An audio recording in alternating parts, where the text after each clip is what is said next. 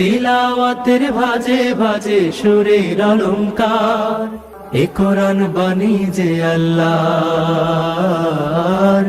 এ কোরআন বাণী যে আল্লাহর। আসসালামু আলাইকুম ওরহমতুল্লাহি ওবরাকাতুহ।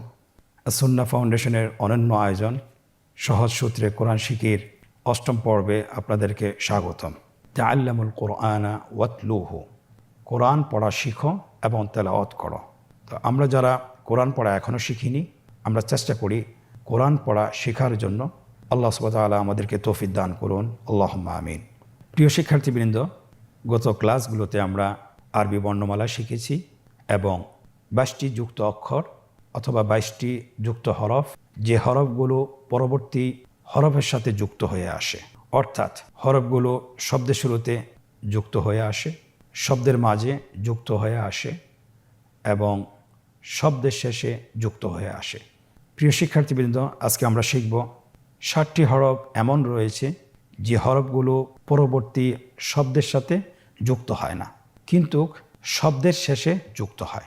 অর্থাৎ এই হরফগুলো শব্দের শুরুতে যুক্ত হয় না, শব্দের মাঝে যুক্ত হয় না, কিন্তু শব্দের শেষে যুক্ত হয়। হরফগুলো কি কি?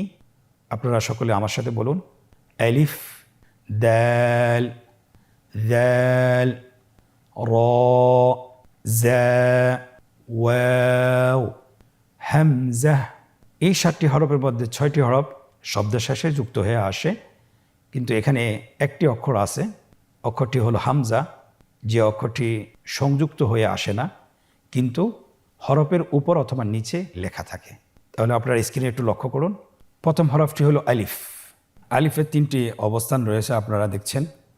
আমরা উদাহরণটা নিয়ে এসেছি।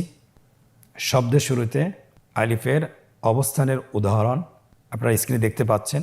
আলিফ, মিম, র।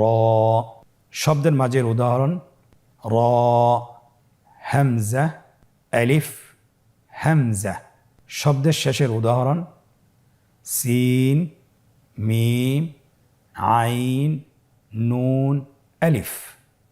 3টি অবস্থানকে একসাথে দেখানো হয়েছে। আলিফ, আলিফ, আলিফ। আলিফটি আমরা কিভাবে লিখব? আমরা জানি যে আরবি হরফ লিখতে হলে ডান দিক থেকে শুরু করতে হয়। তাহলে আপনারা স্ক্রিনে দেখতে পাচ্ছেন শব্দের শুরুতে আলিফ কীভাবে লিখবেন লেখা হয়েছে, শব্দের মাঝে আলিফ কীভাবে লিখবেন সম্পন্ন হয়েছে, শব্দের শেষে কীভাবে লিখবেন লেখা সম্পন্ন হয়েছে, এবং যুক্ত হরফের 3টি অবস্থান একসাথে লিখে দেখানো হচ্ছে। আলহামদুলিল্লাহ, লেখা সম্পন্ন হয়েছে। প্রিয় শিক্ষার্থীবৃন্দ, শব্দের শেষে 7টি হরফ যুক্ত হয়, তার মধ্যে থেকে একটি হরফ শেষ করেছি। আজকের দার্সের দ্বিতীয় হরফ হলো দাল। আমরা জানি এখানে 2টি অক্ষর আছে, দেখতে একই রকম, দাল এবং দাল, শুধুমাত্র নোক্তার পার্থক্য রয়েছে। কিন্তু এই 2টি হরফ কিভাবে লিখব আমরা? শব্দের মাঝে, শব্দের শুরুতে কিভাবে আসে, শব্দের মাঝে কিভাবে আসে, শব্দের শেষে কিভাবে আসে, আপনারা স্ক্রিনে দেখতে পাচ্ছেন। উদাহরণ সহকারে আমরা নিয়ে এসেছি। শব্দের শুরুতে দাল তার পূর্ণ রূপে আসে, কোনো ধরনের পরিবর্তন হয় না। আপনারা দেখতে পাচ্ছেন উদাহরণটি হলো দাল, ইয়া, নুন। শব্দের মাঝে দালের অবস্থান দেখুন, কোনো ধরনের আকৃতি পরিবর্তন হয়নি, শুধুমাত্র আগের সাথে সম্পৃক্ত হয়েছে। বা, দাল, মিম। শব্দের শেষে দালের অবস্থান একই রকম, দেখুন, ওয়াও, জিম, দাল। এবং এই হরফটির 3টি অবস্থান আমরা একসাথে নিয়ে এসেছি, আপনারা দেখতে পাচ্ছেন। দাল, দাল, দাল। শুধুমাত্র শেষের দুইটির অবস্থান পরিবর্তন হয়েছে, অর্থাৎ শব্দের মাঝে এবং শব্দের শেষে আগের সাথে সম্পৃক্ত করা হয়েছে, সেই চিহ্নটি রয়েছে। দাল হরফটি কিভাবে লিখতে হবে স্ক্রিনে লক্ষ্য করুন। দাল হরফটি লেখা সম্পন্ন হয়েছে। শব্দের মাঝে দাল কিভাবে আসে আপনি দেখতে পাচ্ছেন, লেখা সম্পন্ন হয়েছে।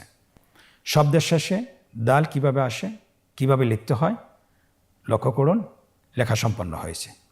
3টি হরফ আমরা একসাথে লিখছি, শব্দের শুরুতে, শব্দের মাঝে এবং শব্দের শেষে। দেখুন লেখা সম্পন্ন হয়েছে, আলহামদুলিল্লাহ। তাহলে আমরা দাল অক্ষরটিও আমরা পরিপূর্ণভাবে শিখলাম যে শব্দের শুরুতে দালের অবস্থান, শব্দের মাঝে এবং শব্দের শেষে কিভাবে আসে। আলহামদুলিল্লাহ আমরা শিখতে পেরেছি। প্রিয় মুসলিম ভাই ও বোনেরা, আলহামদুলিল্লাহ আজকের দর্শে আমরা দ্বিতীয় হরফটি শেষ করেছি। আমরা এখন তৃতীয় হরফটি শিখব। আপনারা দেখতে পাচ্ছেন তৃতীয় হরফটি সেম দ্বিতীয় হরফটির মতো। আপনারা স্ক্রিনে দেখতে পাচ্ছেন আমরা দালেরও শব্দের শুরুতে কিভাবে আসে এবং শব্দের মাঝে কিভাবে আসে এবং শব্দের শেষে কিভাবে আসে আপনারা দেখতে পাচ্ছেন স্ক্রিনে। আমরা উদাহরণগুলো বলছি। শব্দের শুরুতে দালের অবস্থান দাল, হা, বা। শব্দের শুরুতে দালটা পৃথক হয়ে আসে। শব্দের মাঝে দালটি যুক্ত হয়ে আসে, মিলে আসে, পৃথক হয়ে আসে না। আপনারা দেখতে পাচ্ছেন উদাহরণ হা, দাল, র। এমনিভাবে শব্দের শেষেও দাল হরফটি যুক্ত হয়ে আসে, পৃথক হয়ে আসে না। আপনারা স্ক্রিনে দেখতে পাচ্ছেন উদাহরণটি আমরা বলছি খ, দাল। তিনটি অবস্থান আপনারা একসাথে দেখতে পাচ্ছেন শেষের রোতে।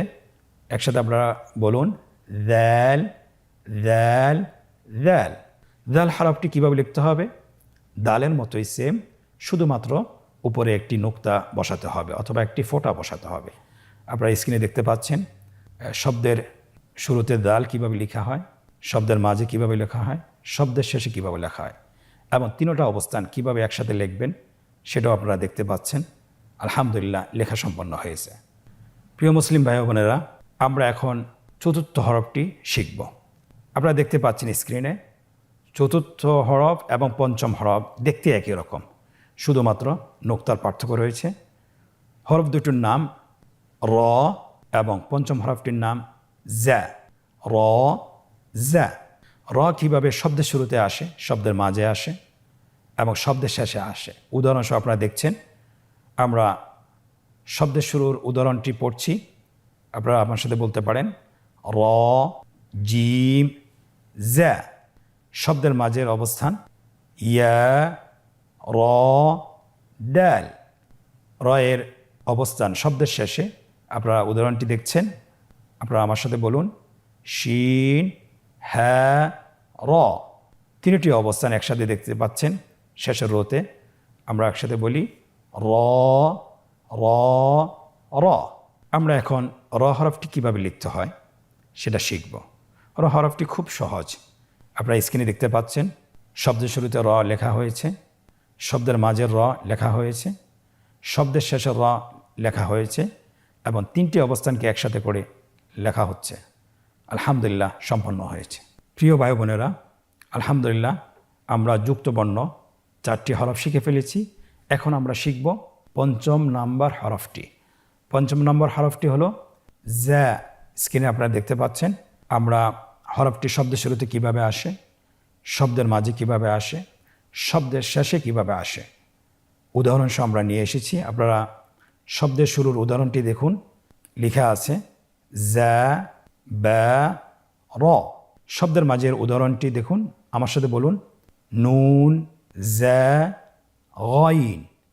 শব্দের শেষে জায়ের উদাহরণ আপনারা দেখতে পাচ্ছেন কাফ, নুন, জ্যা। কাফ, নুন, জ্যা। যা হরফটি কীভাবে লিখবেন স্ক্রিনে আপনারা দেখতে পাচ্ছেন। রয়ের মতো আগের হরফটি আমরা যেভাবে লিখেছি সেভাবে লিখব, শুধুমাত্র র হরফটির উপরে একটি ফোঁটা বসাবো। আপনারা দেখতে পাচ্ছেন শব্দ শুরুতে যা লেখা হয়েছে, শব্দের মাঝে লেখা হচ্ছে, শব্দের শেষে যা কিভাবে লিখতে হয় লেখা হচ্ছে এবং তিনটি অবস্থান একসাথে লেখা হয়েছে। আলহামদুলিল্লাহ। প্রিয় শিক্ষার্থীবৃন্দ, আলহামদুলিল্লাহ স্বল্প সময় আমরা যুক্ত হরফের 5টি হরফ সম্পন্ন করেছি। যে হরফগুলো শব্দের শুরুতে যুক্ত হয় না, শব্দের মাঝে যুক্ত হয়ে আসে না, কিন্তু শব্দের শেষে যুক্ত হয়ে আসে। 6 নম্বর হরফটি হলো ওয়াও। আপনারা একসাথে আমার সাথে বলুন ওয়াও। স্ক্রিনে লক্ষ্য করুন শব্দের শুরুতে ওয়াওয়ের অবস্থান, শব্দের মাঝে ওয়াওয়ের অবস্থান এবং শব্দের শেষে ওয়াও হরফটির অবস্থান উদাহরণ সহ দেওয়া আছে। শব্দের শুরুতে ওয়া এর উদাহরণ আপনারা একসাথে বলুন ওয়াও, সিন, আইন। শব্দের মাঝের উদাহরণ একসাথে বলুন কফ, ওয়াও, লাম। এখানেও আপনারা দেখতে পাচ্ছেন হরফটি পৃথক হয়ে আসেনি, মিলে এসেছে। শব্দের শেষের ওয়ার উদাহরণটি আমার সাথে বলুন। হ্যাঁ ওয়াও, এখানেও ওয়াও হরফটি পৃথক হয়ে আসেনি, যুক্ত হয়ে এসেছে। আপনারা এই ঘরটির শেষের রোতে আপনারা দেখতে পাচ্ছেন 3টি অবস্থানকে একসাথে দেখানো হয়েছে। ওয়াও হরফটি আমরা কিভাবে লিখব? খুবই সহজ। আপনারা স্ক্রিনে দেখতে পাচ্ছেন শব্দ শুরুতে ওয়াওটি কিভাবে লেখা হচ্ছে, শব্দের মাঝে এবং শব্দের শেষে, এবং 3টি অবস্থানকে একসাথে লেখা হচ্ছে। আলহামদুলিল্লাহ, কতই না সহজ ওয়াও হরফটি লেখা হয়েছে। আলহামদুলিল্লাহ। সম্মানিত শিক্ষার্থী ভাই ও বোনেরা, আজকে দর্সের শেষ হরফটি আমরা শিখব। হরফটির নাম হলো হামজা। হামজা হরফটি যুক্ত হয়ে আসে না, কিন্তু হরফের উপরে অথবা নিচে লেখা থাকে। আপনারা স্ক্রিনে দেখতে পাচ্ছেন হামজা হরফটি শব্দের শুরুতে কিভাবে আসে, শব্দের মাঝে কিভাবে আসে, শব্দের শেষে কিভাবে আসে। উদাহরণসহ আপনারা দেখতে পাচ্ছেন শব্দের শুরুতে হামজার উদাহরণ আমার সাথে বলুন। হামজা বা তা। আপনারা দেখতে পাচ্ছেন আলিফের উপর হামজাটি লেখা আছে এবং সেটা পরবর্তী অক্ষরের সাথে যুক্ত হয়নি, পৃথক হয়ে আছে। শব্দের মাঝে হামজার উদাহরণ আপনারা স্ক্রিনে দেখতে পাচ্ছেন। উদাহরণটি আমার সাথে বলুন। ইয়া হামজা সিন। দেখুন হামজা হরফটি কিন্তু যুক্ত হয়ে আসেনি, একটি হরফের উপর লেখা হয়েছে। শব্দের শেষে হামজার উদাহরণ স্ক্রিনে দেখুন এবং আমার সাথে বলুন। নুন বা হামজা। 3টি অবস্থানকে একসাথে দেখানো হয়েছে। হামজা হামজা হামজা। হামজা হরফটি কিভাবে লিখবেন স্ক্রিনের দিকে লক্ষ্য করুন। শব্দের শুরুতে হামজা লেখা হচ্ছে, শব্দের মাঝে হামজা কিভাবে লিখতে হয় লেখা হচ্ছে, এবং শব্দের শেষে কিভাবে লিখতে হয় লেখা সম্পন্ন হয়েছে। 3টি অবস্থানকে একসাথে কিভাবে লিখতে হয় সেটাও লেখা সম্পন্ন হয়েছে। আলহামদুলিল্লাহ। প্রিয় ভাই ও বোনেরা, আলহামদুলিল্লাহ, আজকে দর্সের আমরা 7টি যুক্ত বর্ণ শিখেছি, যে হরফগুলো শব্দের শুরুতে যুক্ত হয়ে আসে না, শব্দের মাঝেও যুক্ত হয়ে আসে না, কিন্তু শব্দের শেষে যুক্ত হয়ে আসে। এর 7টি হরফ থেকে 6টি হরফ শব্দের শেষে যুক্ত হয়, কিন্তু একটি হরফ সাধারণত হরফের উপরে অথবা নিচে লেখা হয়। তাহলে আজকের দর্সে আমরা আশা করছি বুঝতে পারছেন। আপনারা চেষ্টা করবেন বাসায় প্র্যাকটিস করার জন্য, বেশি বেশি অনুশীলন করার জন্য। তাহলে কোরআন তেলাওয়াত করার সময় আমরা হরফগুলো সঠিকভাবে চিনতে পারবো এবং বুঝতে পারবো ইনশাআল্লাহ। এখন আমরা মজার একটি পর্বে প্রবেশ করছি। সেটা হলো যে আমরা কতটুকু শিখেছি অথবা কতটুকু আমরা হরফগুলো চিনেছি, সেটা পরীক্ষার মাধ্যমে আমরা নিজেদেরকে যাচাই করব। আপনারা স্ক্রিনে লক্ষ্য করুন, এখানে 3টি পর্ব রয়েছে। প্রথম পর্বে বলা হয়েছে নিম্নোক্ত শব্দাবলী থেকে হরফগুলো পৃথক করে লিখুন।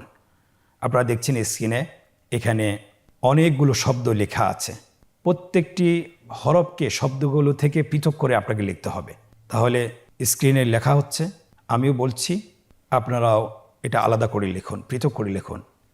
আইন, মিম, ইয়া, তা, সিন, আলিফ, হামজা, লাম, ওয়াও, নুন, আইন, নুন, আলিফ, লাম, নুন, বা, হামজা, আলিফ, লাম, আইন, য, ইয়া, মিম।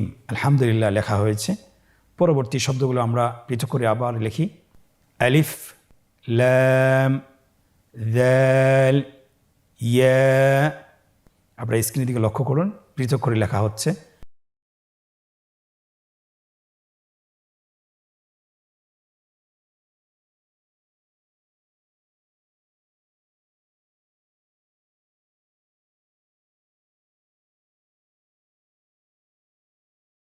আলহামদুলিল্লাহ, আমরা প্রথম পর্বটি শেষ করেছি। আপনারা যদি এই হরফগুলো সঠিকভাবে চিনে পৃথক করে লিখতে পারেন, তাহলে আরবি যে কোনো শব্দ আপনি হরফগুলো সঠিকভাবে দেখে দেখে বলতে পারবেন ইনশাআল্লাহ।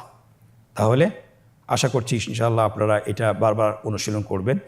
আজকের অনুশীলনের দ্বিতীয় পর্ব, এখানে বলা হয়েছে নিম্নে যুক্ত আকৃতির হরফগুলো সঠিক জায়গায় লিখুন। আপনারা দেখতে পাচ্ছেন স্ক্রিনে, এখানে যুক্ত আকৃতির হরফগুলো লেখা আছে, শুধুমাত্র যুক্ত আকৃতির হরফগুলো সঠিক জায়গায় লিখতে হবে। প্রথমে লেখা আছে দাল, তাহলে আমরা দালের ঘরটিতে লিখে ফেলি। পরবর্তী হরফ দাল, সঠিক বক্সে লিখে ফেলুন। এরপরে জায়ের ঘরে লিখুন। এরপরে র, এরপরে হামজা, এরপরে ওয়াও। আলহামদুলিল্লাহ, লেখা সম্পন্ন হয়েছে। আশা করছি আপনারা সবাই সঠিক উত্তর দিতে পেরেছেন। আজকের অনুশীলনের তৃতীয় পর্ব আপনারা স্ক্রিনে দেখতে পাচ্ছেন। নোক্তা দিয়ে যুক্ত আকৃতির হরফ তৈরি করুন। এখানে বাংলায় উচ্চারণ লেখা আছে, শুধুমাত্র সে অনুযায়ী আপনারা নোক্তা দিয়ে যুক্ত আকৃতির হরফ তৈরি করবেন। ডান দিক থেকে আমরা শুরু করি। এখানে লেখা আছে বা। আপনারা সবাই জানেন বায়ের নোক্তা উপরে না নিচে? অবশ্যই বায়ের নোক্তা নিচে বসবে, বায়ের ফোঁটা নিচে বসবে, নিচে বসানো হয়েছে। এরপরে শব্দটি হলো খ। আমরা জানি খয়ের নোক্তা কোথায় থাকে? অবশ্যই খয়ের নোক্তা উপরে থাকে। স্ক্রিনে দেখছেন খয়ের নোক্তাটি উপরে বসানো হয়েছে। এরপরে বলা হয়েছে শিন। আমরা জানি শিনের তিনটি নোক্তা, তিনটি ফোঁটা। স্ক্রিনে দেখতে পাচ্ছেন তিনটি ফোঁটা বসানো হয়েছে। আলহামদুলিল্লাহ, কত সহজ না? আশা করি ইনশাল্লাহ আপনারাও পারবেন। আপনারা যদি প্রত্যেক দিন 10 থেকে 15 মিনিট করে এই ভিডিওগুলো দেখেন এবং ভিডিওর সাথে আপনারা চর্চা করেন এবং পাশাপাশি যদি অনুশীলনগুলো করেন, তাহলে আশা করছি ইনশাআল্লাহ আরবি হরফ চিনতে আর কখনোই আপনার কষ্ট হবে না। আজকের পর্ব থেকে এখানেই বিদায় নিচ্ছি। জাযাকুমুল্লাহ খায়ের। ওয়াসসালামু আলাইকুম ওয়া রাহমাতুল্লাহি ওয়া বারাকাতুহু। আসুন্নাহ ফাউন্ডেশন, উম্মার স্বার্থে সুন্নাহর সাথে।